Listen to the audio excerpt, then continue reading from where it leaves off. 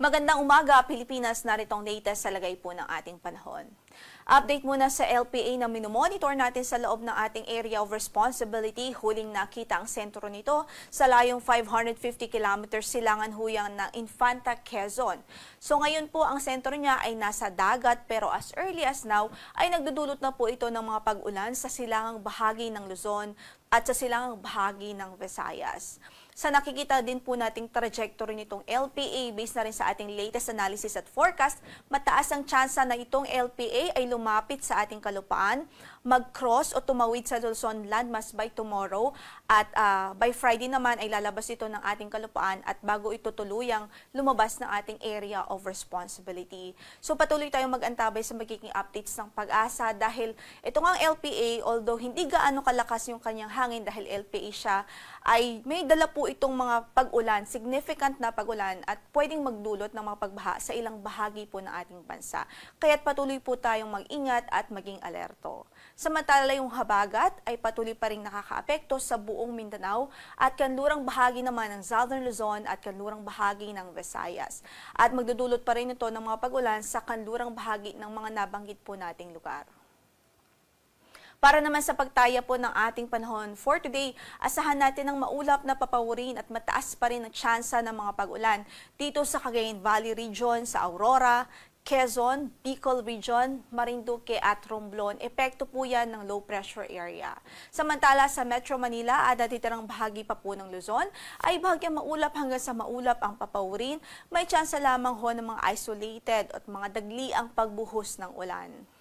So again, yung mga kababayan natin sa silangang bahagi ng Luzon, dito nga po sa Cagayan Valley Region, Aurora, Quezon, Bicol Region, Marinduque at Romblon, saan man ang inyong lakad sa araw na ito ay huwag hong kalimutang magdala ng payong dahil inaasahan natin magiging maulan ng panahon, dulot o direktang epekto ng low pressure area.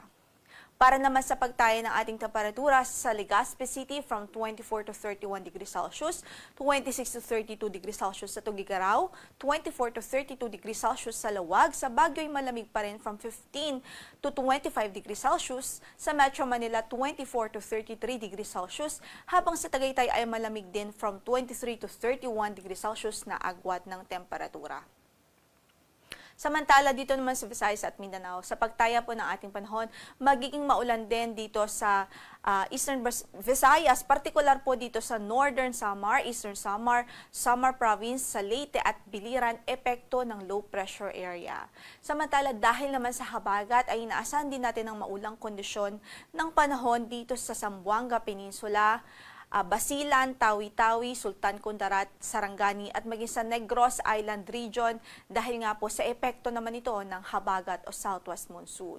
Sa pagtaya ng ating temperatura ay mananatiling from 26 to 31 degrees Celsius ang inaasahan natin sa Tacloban City, 27 to 33 degrees Celsius sa Cebu City, 24 to 33 degrees Celsius sa Iloilo, 26 to 32 naman sa Kalayaan Islands, 25 to 33 degrees Celsius sa Puerto Princesa City, 24 to 33 sa Cagayan de Oro, 25 to 33 sa Davao, 25 to 32 sa Zamboanga City at 25 to 33 degrees Celsius naman sa Puerto Princesa City. Wala rin po tayong gale warning na nakataas ngayon sa anumang bahagi ng ating mga baybaying dagat. Ingat pa rin sa ating mga kababayan na mandaragat, especially ho yung mga gumagamit ng maliliit na sasakyang pandagat. Ang sunrise natin for today is 5:41 in the morning at mamaya ay lulubog ang araw sa ganap na 6:23 ng hapon. Ito po si Lori de la Cruz Galicia. Magandang araw po.